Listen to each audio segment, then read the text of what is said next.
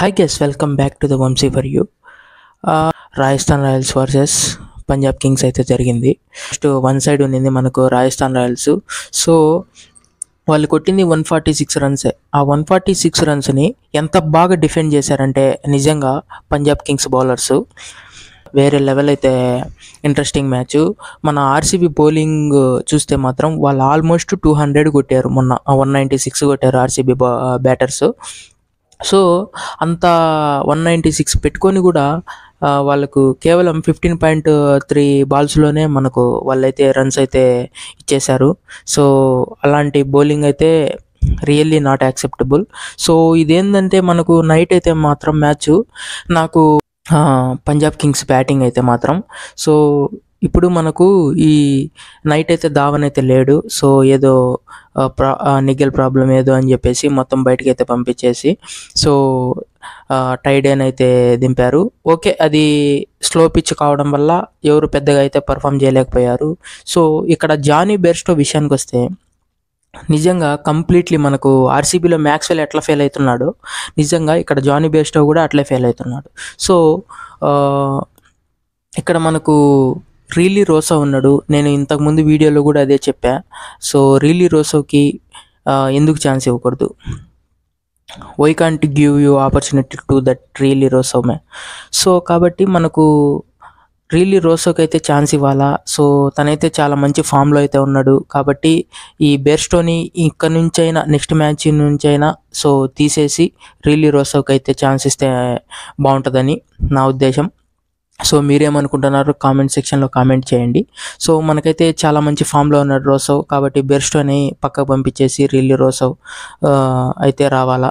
So keeper కూడా మనకైతే ఉన్నాడు కాబట్టి ఏమి ఇబ్బంది లేదు మనకు పంజాబ్ కింగ్స్కి.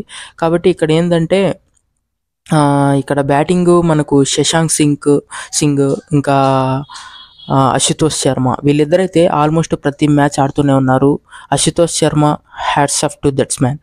ఎందుకంటే మాత్రం నిజంగా ఒక డొమెస్టిక్ ప్లేయరు ఆ విధంగా ఆడుతున్నాడంటే నిజంగా చాలా హ్యాపీగా ఉంది. నిజంగా మనకు నైట్ అయితే మాత్రం ఇంకా స్లో పిచ్ కావడం వల్ల అందరూ స్ట్రగుల్ అయినరు ఆ పిచ్ పైన, కాబట్టి it's not a big issue. So మనకు అశుతోష్ శర్మ అయితే లాస్ట్ మూమెంట్లో ఇంకా లివింగ్స్టన్ కూడా బాగా ఆడాడు. నేను ఇంతకుముందు వీడియోలో చెప్పిన సికిందర్ రజాని తీసేసి మళ్ళీ లివింగ్స్టన్ని స్క్వాడ్లో ఇంక్లూడ్ చేస్తే మాత్రం చాలా బాగుంటుందని చెప్పి, కాబట్టి సో మనకు లివింగ్స్టన్ అయితే తీసుకొచ్చారు స్క్వాడ్లో. So it was really very happy. కాబట్టి మనకు లివింగ్స్టన్ బాగా ఆడుతూ ఉన్నాడు. సిల్లీగా రన్అట్ అవ్వడం అనేది జరిగింది నైట్ సిల్లీగా. So which is not acceptable. So okay, it's okay, not a big issue. అలాంటివి జరుగుతూ ఉంటాయి కాబట్టి. ఇంకా మనకు బౌలర్స్ విషయానికి వస్తే రాజస్థాన్ బౌలర్స్ నిజంగా ఇంకా వాళ్ళ గురించి చెప్పని అవసరం లేదు మనకు. ఎందుకంటే వాళ్ళు ఆల్మోస్ట్ కంప్లీట్ టీము మొత్తం ప్రతి ఒక్కరు from batters top to bottom అంటాం కదా, టాప్ టు బాటమ్ వాళ్ళు ఫామ్లో ఉన్నారు. నిజంగా కొన్ని కారణాల వల్ల కొంతమందిని బయటికి పంపించాల్సి వచ్చింది ఆర్ఆర్ స్క్వాడ్లో. సో బట్లర్ అయితే ఇప్పుడు సంజు శాంసన్ అయితే ఏం చెప్పాడంటే బట్లర్ ఈ రోజు నైట్ అయితే 100% లేడు అని చెప్పిండు, కానీ బట్ రీజన్ అయితే చెప్పలేదు మనకు. కాబట్టి it's okay, not a big issue. ఇంకా మనకు రవిచంద్రన్ అశ్విన్కి ఏదో నిగ్గిల్ ప్రాబ్లం ఉందని చెప్పి ఇవాళ లేడని చెప్పాడు. కాబట్టి it's not a big issue. అయినా పక్క రోమన్ పోవెల్ని తీసుకొచ్చారు. ఒకసారి ఇక్కడ బ్యాటింగ్ కార్డ్ వేస్తా చూడండి మన రాజస్థాన్ రాయల్స్ది. చూడండి మొత్తం టాప్ టు బాటమ్ ప్రతి ఒక్కరు ఫామ్లో ఉన్నారు. సో కొంచెం మనకు యశస్వి జైస్వాల్ స్ట్రగుల్ అవుతున్నట్టు మనం స్టార్టింగ్ నుంచి అయితే చూస్తున్నాం. సో నైట్ అయితే ఆ స్లో పిచ్ పైన కాసేపు టైం స్పెండ్ చేయడానికి ట్రై చేసిండు. సో చేసిండు కానీ ఓకే, ఒక మంచి స్కోర్ అని చెప్పొచ్చు అది ఆల్మోస్ట్. కాబట్టి ఆ పిచ్ పైన అంతసేపు టైం స్పెండ్ చేయడం అనేది okay, it's a good sign for Rajasthan Royals. So ఇక్కడ మాత్రం మనకు మొత్తం ఫామ్లో ఉన్నారు కదా. సో ఇక్కడ మనకు బౌలింగ్ ఆర్డర్కి వస్తే మనకు పంజాబ్ కింగ్స్ బౌలర్స్ అయితే చూడండి ఇక్కడ స్క్రీన్ పైన వేస్తా. సో ఇక్కడ నాకు అర్థం కాని విషయం ఏంటంటే మనకు బౌలింగ్ అంతా బాగానే వేశారు. సో హర్షదీప్ కూడా నిన్న బాగానే వేశాడు, హర్షల్ పటేల్ కూడా బాగానే వేశాడు. ఇక్కడ ఏంటంటే ప్రాబ్లము, వీళ్ళు ఎప్పుడైనా కానీ ఇప్పుడు మీరు హర్షల్ పటేల్ని అయితే చూస్తే ఇక్కడ ఒక ఓవర్లో 6 బాల్స్ ఉంటే 6 బాల్స్లో at least 3 to 4 balls slow balls అయితే వేస్తూ ఉంటాడు. కానీ నైట్ ఎందుకు ఆ పని చేయలే? నేను చూస్తూనే ఉన్నా ఒక పక్క match.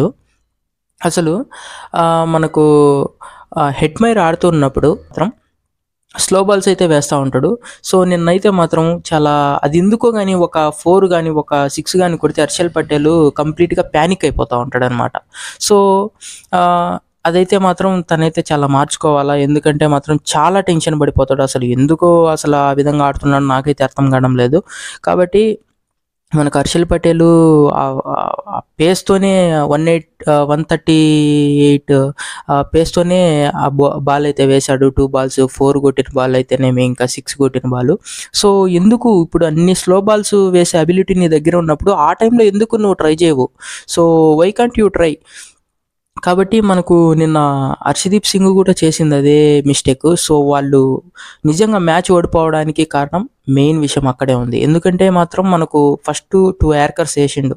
So Harshdeep Singh excellent హెడ్మైర్ అయితే ఓకే కనెక్ట్ అయితే చేయలేకపోయాడు. సో అలాంటి టైంలో మళ్ళీ నువ్వు ఆల్మోస్ట్ స్లాట్లో బాల్ వేస్తావు, నీకు యార్కర్ పడుతుందో పడదో తెలీదు. సో నెక్స్ట్ కూడా ట్రై చేసిండు. సో 2 బాల్ అంటే పడిన యార్కరు, ఇంకా 3వ బాల్ కూడా పడుతుందో పడదో నీకు డౌట్ ఉన్నప్పుడు నువ్వు నార్మల్గా ఎన్నో స్లో బాల్స్ అయితే వేస్తూ ఉంటాడు. అప్పుడు కూడా ఆ టైంలో కూడా యార్కర్కే పోయిండు. కానీ అది మన హెడ్మైర్ ఏం చేశాడంటే సో ఫ్రంట్కి నడుచుకుంటూ వచ్చి స్ట్రైట్గా హిట్ వేసాడు. మొత్తం హిట్ ఎట్లుందంటే హిట్టింగ్ అసలు కంప్లీట్గా ఇట్లా రాకెట్ వెళ్ళిపోయినట్టు ఫ్లాట్గా వెళ్ళిపోయింది 6 అయితే మాత్రం.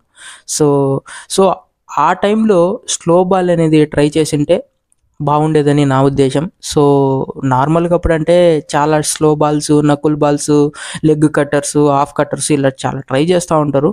సో ప్రెజర్లో మాత్రం ఒక స్లో బాల్ కానీ ఆ మూమెంట్లో మీరు స్లాట్లో వేసేటప్పుడు so it will confuse the batter. So కాబట్టి ఆ బ్యాటర్ని కన్ఫ్యూజ్ చేయడానికి స్లో బాల్ ఆ టైంలో అయితే సో బ్యాటర్ కూడా ఏమని ఉంటాడంటే 2 బాళ్ళు ఇంకా యార్కర్కి వేసాడు కాబట్టి సో 3వ బాల్ కూడా యార్కర్కే వేస్తాడు కాబట్టి అందుకు నడుచుకుంటూ వచ్చేసిండు మన హెడ్మైర్.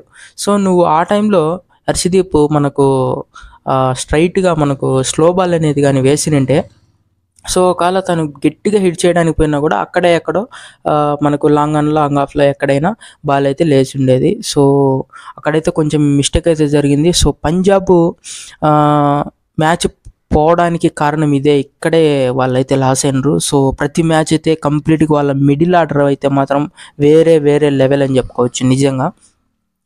నెక్స్ట్ లెవెల్లో ఉంది వాళ్ళ మిడిల్ ఆర్డర్. సో ఓపెనర్స్ కొంచెం స్ట్రగుల్ అవుతున్నారు కానీ సో మిడిల్ ఆర్డర్ అయితే మాత్రం అది మిడిల్ ఆర్డర్ అంటే కూడా మనకు శశాంక్ సింగ్, అశుతోష్ శర్మ వల్ల చాలా బలంగా కనిపిస్తుంది. వాళ్ళిద్దరు ఫామ్లో ఉండడం it's a good sign for Punjab Kings. So మనకు పంజాబ్ కింగ్స్ అయితే ఇక్కడైతే అయిపోయింది మ్యాచ్ కంప్లీట్గా, ఇక్కడైతే ఓడిపోయిందని చెప్పుకోవచ్చు. సో రాజస్థాన్ వాళ్ళు ఒక లాస్ వచ్చిన తర్వాత ఆ మ్యాచ్ కూడా జీటీతో గెలిచేవాళ్ళు. సో ఆ లాస్ వచ్చిన తర్వాత కూడా మనకు మళ్ళీ బౌన్స్ బ్యాక్ అయ్యి మళ్ళీ ఒక విన్ అయితే ఇచ్చిండ్రు. So all the best for points table అయితే కూడా వేస్తా చూడండి. సో ఇవైతే ప్రజెంట్ పొజిషన్స్ ప్రతి ఒక్క టీముడివి. సో ఈ విధంగా అయితే మనకు రాజస్థాన్ రాయల్స్ నైట్ అయితే విన్ అయింది. So thanks for watching.